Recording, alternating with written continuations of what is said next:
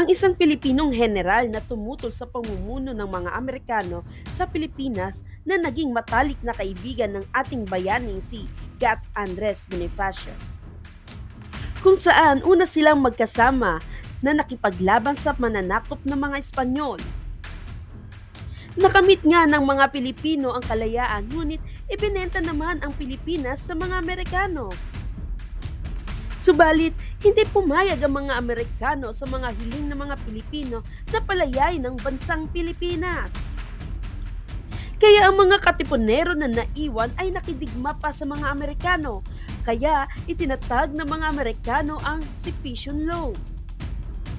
Ang Secession Law, ito ang batas na patawan ng mga Pilipino na tumututoy sa pamumuno ng mga Amerikano.